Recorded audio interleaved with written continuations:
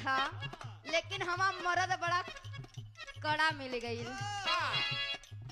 हमके लागत या खोकरा संगे हमार बीती उती कार आदमी हुआ कि का बतावल जाए।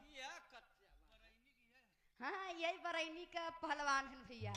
इनका नाम बा है सिरजा पहलवान उर्फ कंतोड़।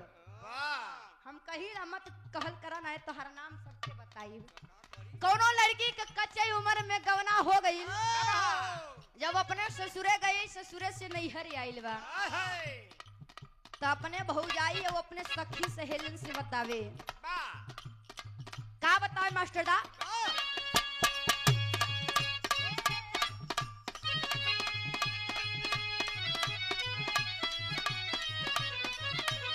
ये हाँ, हे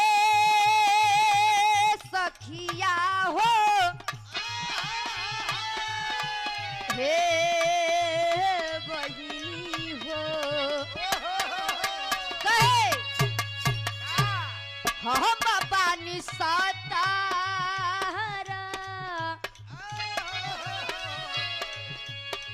हम पानी सतारा बलमुआ 23 साल के।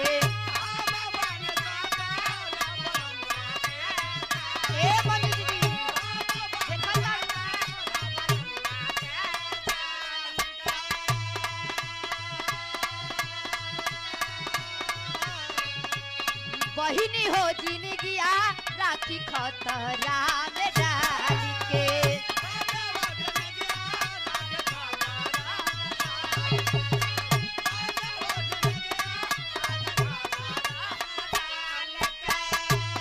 कहे कि ए बहिनी, हमार तो उम्र 17 की है, लेकिन हमार मरद बड़ा कड़ा मिल गई।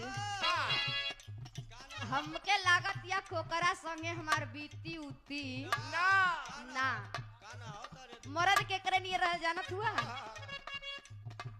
जंगबली जी की जैसा एकदम नहीं जैसा मरद रहल, और दुल्हिया बड़ी सुगर रहल, पतरे छितर रहल।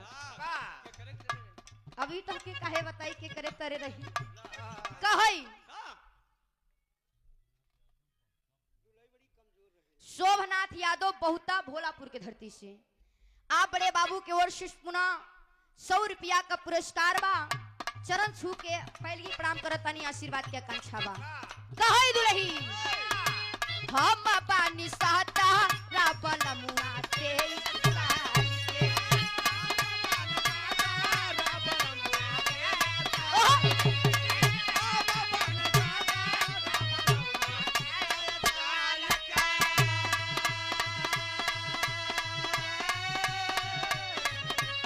बहिनी हो जिंदगिया राखी खतरा में डाल के।